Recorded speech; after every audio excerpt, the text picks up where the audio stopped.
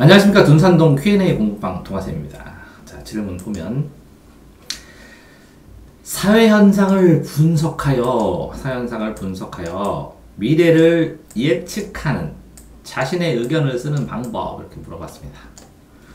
자, 마감률 100%라 이제 답변해드린 겁니다. 쉽지 않고 이해하기도 쉽지 않을지도 모르는데.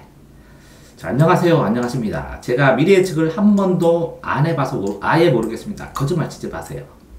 해봤습니다. 뭘 했냐면, 자, 내가 이렇게 공부하면 내 점수 이거 나오겠구나, 역됐다, 이런 게 사회현상을 분석하고 미래를 예측한 겁니다.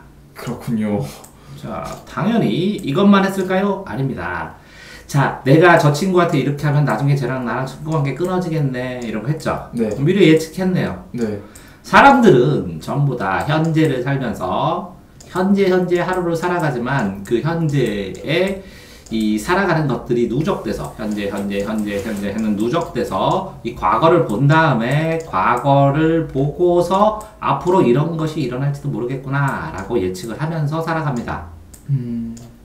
그 예측이 희망적일 때 사람들은 희망이 있다고 얘기하고, 이 예측을 했는데 이 예측이 나는 이렇게 공부해서는 대학 망했어 라고 얘기하는 게 절망이라고 하는 겁니다. 그렇기 때문에 희망과 절망 사이에서 사람들은 미래에 어떤 일이 일어날지 누구든 조심스럽게, 구체적이진 아니지만 추상적으로 예측을 하면서 살아갑니다. 그런데 누구든 이렇게 하는데 이것들을 직업적으로 하는 사람들도 있죠. 이 과거에 쌓인 이런 것들을 뭐라고요? 데이터를 전부 다 누적시킨 거를 빅데이터라고 합니다. 큰 데이터. 이 빅데이터들을 분석을 해서 사람들이 이렇게 선택하고 살아갈지 모르니까 우리 이걸 준비해야겠다 라고 하는 게 사업의 전망, 컨설턴트, 아니면 뭐라고요? 미래에 대한 전망을 하는 미래학자들이 하는 일입니다. 자, 그렇다면 이 전망이라는 것은 어떻게 하느냐? 굉장히 많이 하죠. 사람들이 주식이 이렇게 떨어졌다가 올라가면 떨어질까요? 올라갈까요? 떨어질 가능성도 있고 올라갈 가능성도 있죠. 네, 그래서 올라간다고 예측하는 사람도 있고 떨어질라고 예측하는 사람도 있습니다. 이 미래의 예측에 따라 주식을 사고 팔아서 성공하거나 망하기도 하죠. 그렇기 때문에 미래 예측이 어마어마하게 여러 분야에서 쓰이고 당연히 누구나 이것들을 하고 있다는 것이죠. 그러니까 주식하는 사람들은 전부 다 뭐라고요? 하기 싫어도 미래를 예측하고 있는 것입니다. 그러니까 대체 어떻게 미래 예측을 하라고 하는 건지 여태까지 했죠.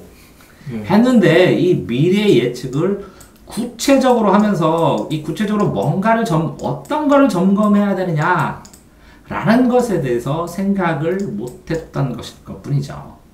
그래서 자세히는 어느 정도 자세히는 다 알려주면 제가 신이죠. 다는 안 되고 그냥 이해할 수 있을 만큼 어느 정도만 설명해 드리려고 합니다.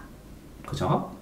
어떻게 써야 할지 알려주시면 감사합니다. 쓰는 방법은 지금 제가 알려드린 정도의 기준이면 충분히. 근데 내일까지는 모르겠고, 오늘 날짜가 몇이야 이거 질문이? 4월 15일 오늘이네요. 딱. 오늘까지냐?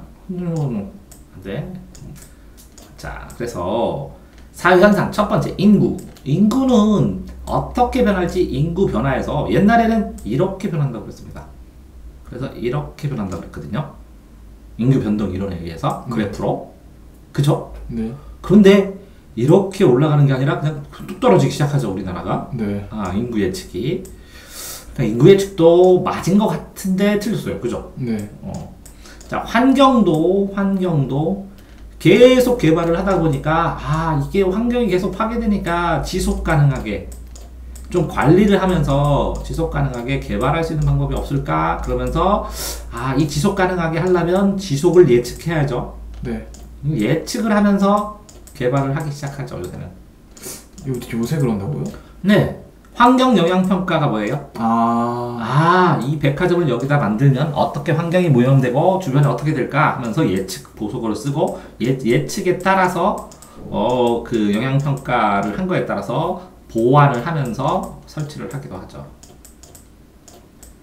자, 자, 교육 같은 경우에도 이체 4차 산업혁명, 지금은 3차 산업혁명 시대인데, 정보화 교육 지금 이제 본격적으로 하기 시작하는데, 4차로 들어가게 되면 인공지능이 되면 어떻게 될까 예측하면서 굉장히 많이 무수하게 지금 써 있습니다. 이런 직업은 사라질 것이고, 이런 것은 될 것이다. 왜? 근데 이게 예측이 맞느냐?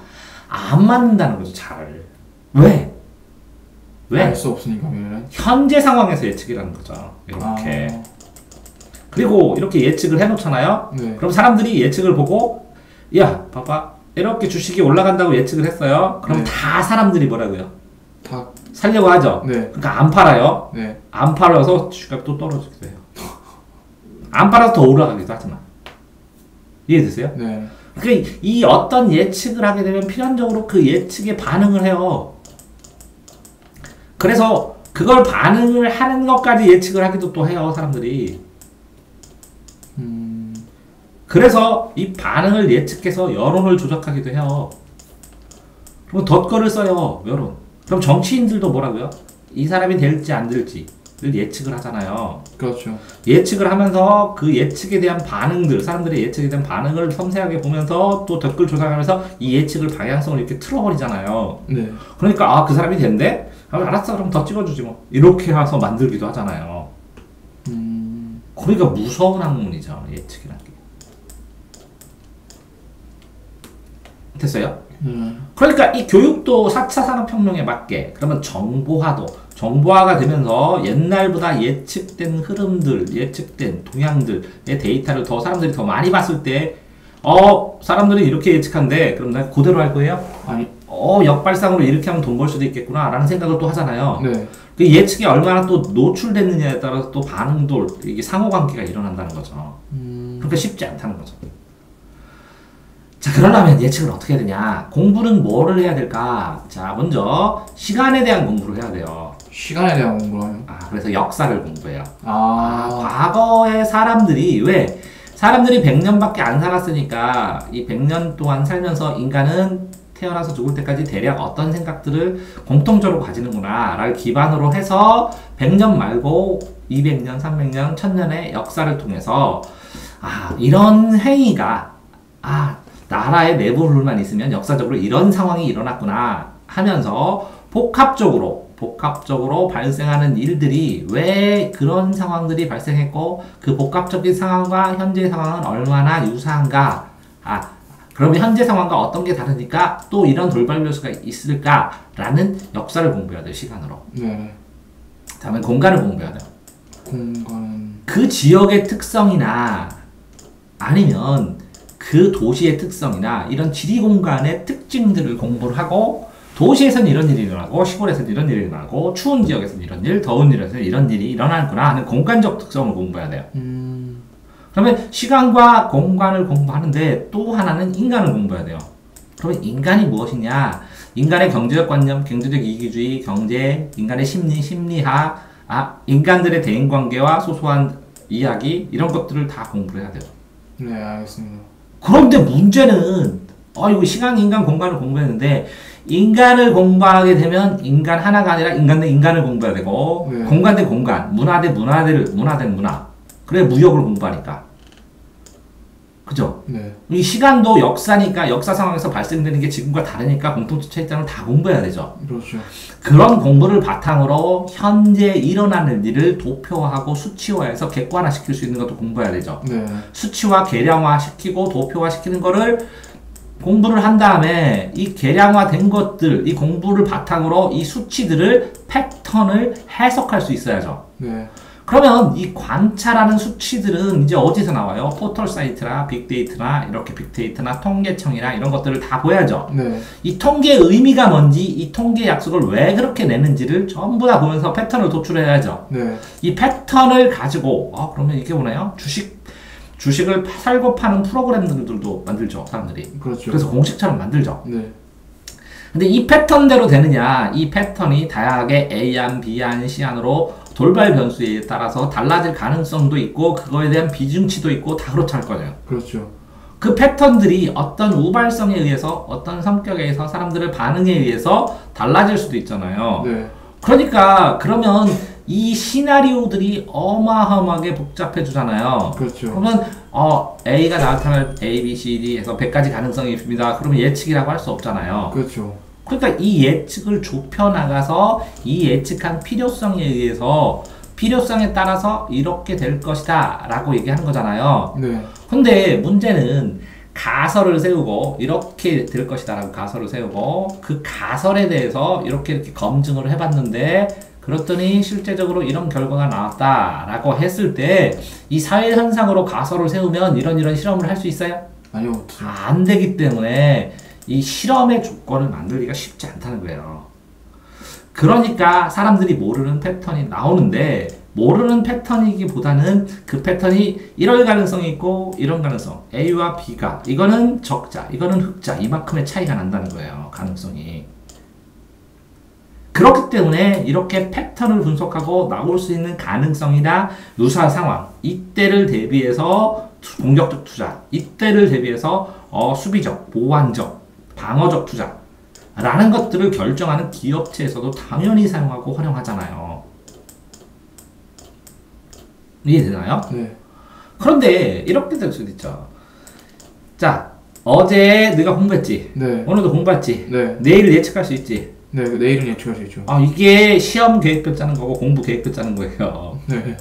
자, 그런데 이렇게 3일을 일주일을 예측을 했는데 1년은 예측할 수 있어요? 그게 불가능한가요? 당연히 나는 되는데 넌 안 되잖아, 그치? 이런 식으로 이 예측을 꾸준하게 분석하고 이 통계를 해나간 다음에 이것들이 돌발 변수나 이런 것들을 통제하고 어떻게 했을 때 이 B를 예측해서 이렇게 계획을 짤 수 있다면 그죠? 그래서 내가 뭐라고요? 학습 누적 기록부를 쓰면 다음 주를 예측할 수 있다고. 네, 그렇죠. 그래서 4달을 예측하면 다음 해를 예측할 수 있다고. 다음 해를 예측하면 그 다음에 살아가는 방식도 예측이 가능하다고. 그렇기 때문에 하나하나 분석을 해야 되는데 단기 예측은 어느 정도 맞겠죠? 네. 근데 장기 예측은 달라지기 십상이라는 거예요. 그러니까 컴퓨터를 이 정도 용량은 필요 없어요. 이렇게 빌 게이츠도 예측했었단 말이지. 그러니까 장기 예측을 했을 때 이 장기간의 예측 상황에서 유튜브가 필요해, 뭐가 필요해 하는 IT 업계들. 그래서 이 어떤 흐름에서 다음 흐름으로 넘어갔을 때 이 길목, 과도기의 플랫톤을 정복하는 사람들이 어마어마하게 돈을 벌고 부자가 되는 거지. 그 예측 자체가 돈이지, 그러니까. 그죠? 근데 이제 여기까지만 해서는 소용이 없잖아. 그렇죠. 이런 예측이란 건 이런 의미가 있는 건데, 그러면 예측을 하면 돼.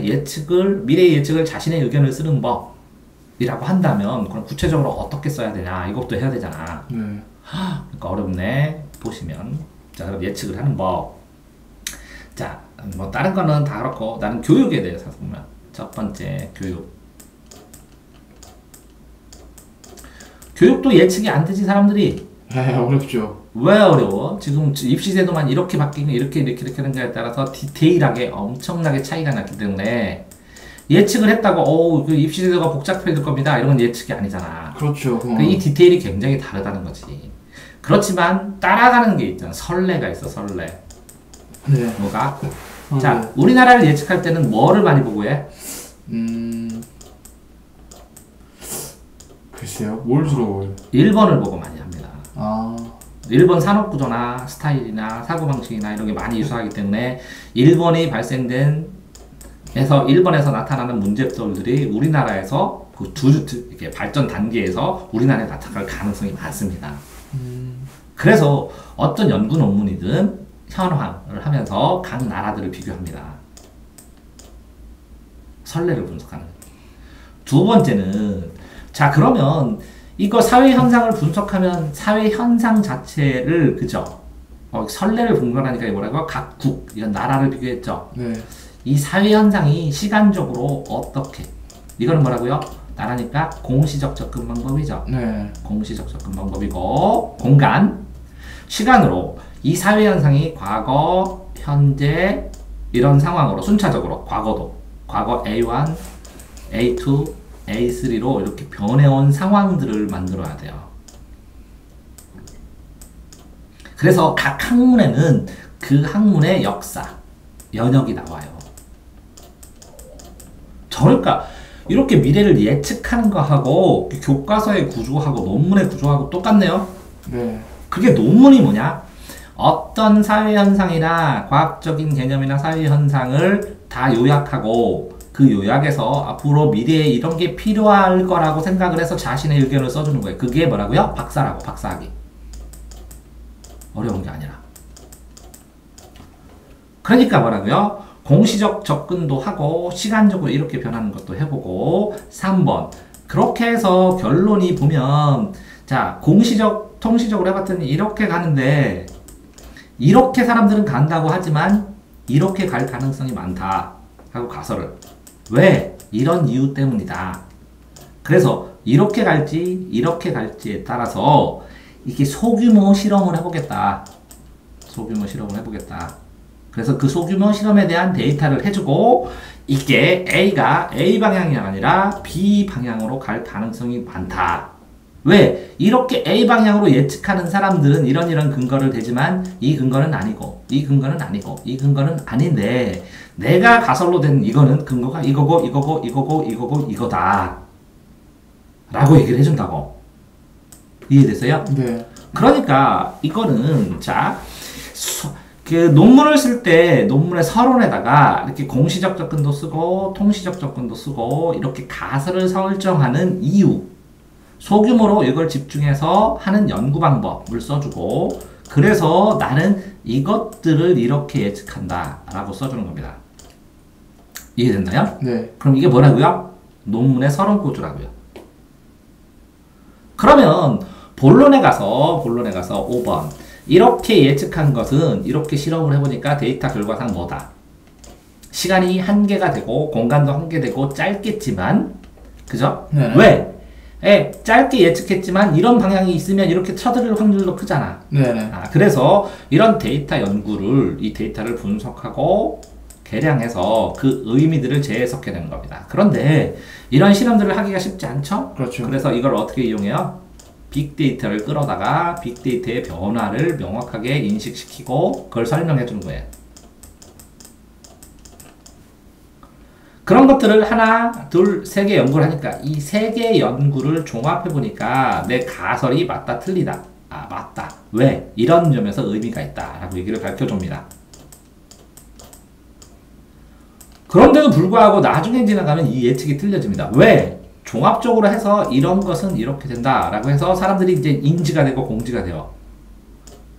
그러니까 이렇게 하면 남들도 다 가니까 너무 여러 명이 가죠? 네. 돈이 안 되죠? 네. 그래서 변형시켜서 사람들이 이렇게 하기 시작해요. 이해돼요? 네. 그러다 보면 또 다르게 사람들이 어떤 생각으로 이렇게 변하려고 하는지를 또 빅데이터로 사회를 예측하고 그래야 돼요. 이해되세요? 네.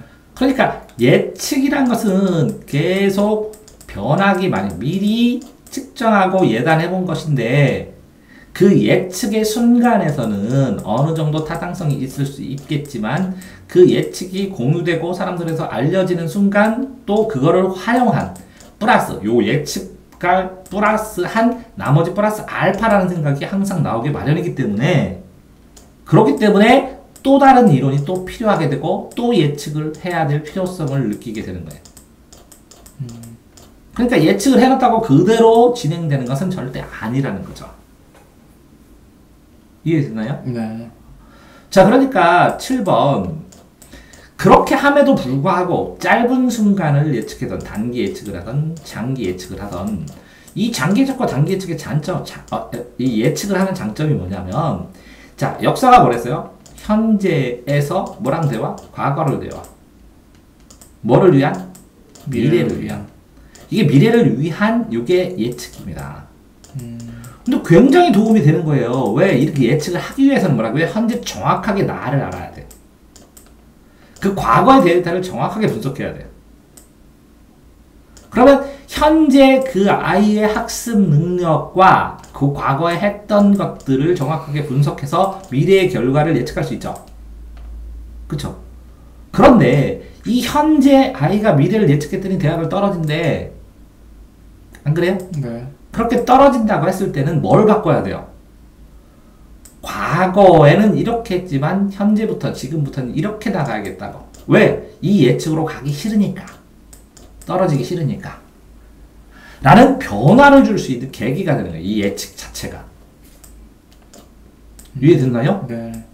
그러니까 자 이렇게 사회 현상을 분석하고 예측해서 자신의 예견을 쓰는 게 학습 컨설턴트들이 제일 많이 해요. 사회 현상 분석. A라는 학생이 있다. A 학생은 현재 생활 습관이 이렇다. A라는 학생은 과거에 이렇게 공부를 해왔다. 그러니까 현재의 상태에서 과거를 보니까 아 이런 식으로 성적이 변화를 했다. 근데 지금 A의 현재의 심리 상태나 사회 환경이나 가능성은 이렇다. 근데 여기다가 이렇게 과외를 넣고 이렇게 추가를 하면 이 변화가 미래에 이렇게 되는 거를 이렇게 되겠지만 이렇게 향상시킬 수 있는 근거가 필요하다. 네. 그래서 당장 내신이 아니더라도 요거를 좀 했으면 좋겠다 라고 컨설팅을 하는 거예요. 뭐라고? 현재 상황을 정확하게 분석하고 과거의 데이터를 분석해서 현재 상황에서 과거를 어떻게 했던 이 아이의 능력과 변화 상황, 능동적 태도 이런 것들을 분석해서 미래에 적용을 시키기 위해서 현재 무엇이 필요한가를 확인하는 게 예측의 학문이야. 현재 그래서 이런 예측을 맞추기 위해서 아니면 벗어나게 하기 위해서 예측을 달라지기 위해서 이런 조건들을 더 이런 변수들을 더 집어넣으면 아이가 이렇게 되지 않겠습니까? 라고 하는 게 컨설턴트야. 자 그렇다면 결국은 어떤 현상이든 뭘 해야 돼? 얘기를 하려면 과거를 봐야 돼요. 그 학문에 뭐라고? 과거를 다 봐야죠. 네. 또 뭐 해야 돼요?